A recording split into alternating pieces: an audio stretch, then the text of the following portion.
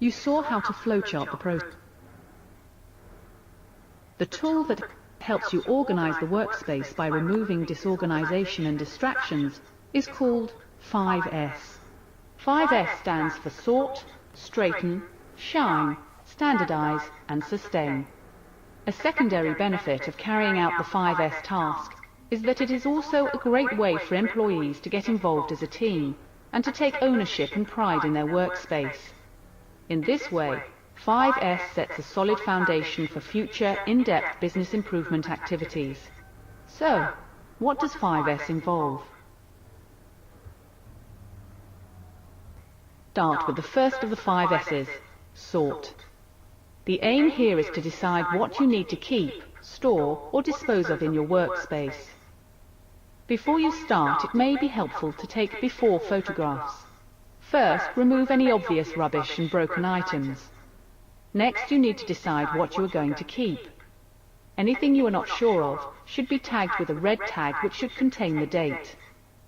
Place these items in a holding area and leave them there for an agreed time. If you need them, put them back in the workspace.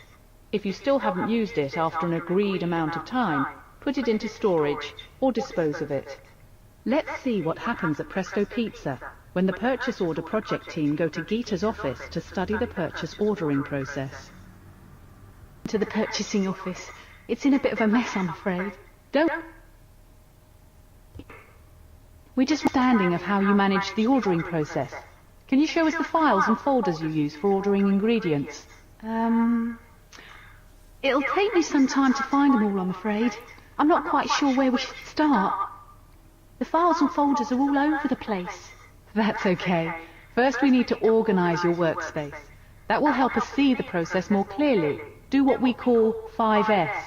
I'll take a photo now, then again at the end. That way we'll be able to see and share our progress. So where do we start? We'll sort the office. We need to decide what is needed right now and what is not. First, let's get rid of the items you don't want anymore. Obvious rubbish and broken items. Geeta, where would you like us to start? Well, those old magazines can certainly go. And Mike's old coffee mug, surely. He left ages ago. Hey, that poster's out of date, isn't it? That should go too. Well, that looks better already. This price comparison survey. It's 3 years old. Oh, I'm not sure. It may come in useful. Okay, we'll create a special red tag area in the cupboard over there for things you're not sure whether to keep or throw away. Put a red tag on it with today's date, and if you don't use it after, say, 1 month, you can either store it permanently or put it in the recycling bin. Of the 5 S's is straighten. The aim here is to have a place for everything that is needed now, and everything in its place. This will make it easier to see the process you are studying.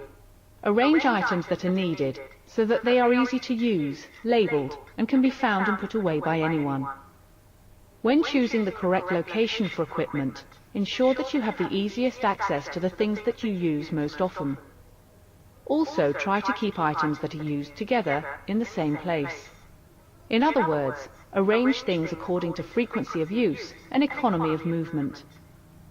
Finally, use visual displays where possible, for example to color code items or show where they should be located. This helps make it obvious when something goes missing. Third S relates to shine. The aim here is to clean and tidy up on a regular basis to ensure that when you need something it is there and it works. An organized work area creates a more positive working environment and a better customer showcase. It also prevents the need for occasional blitz cleans. The fourth S is standardize. This refers to a need for you and your team to establish and agree new standards. This involves setting a schedule by which the previous 3 S elements are revisited on a regular basis. These changes also need to be incorporated into training for any future employees.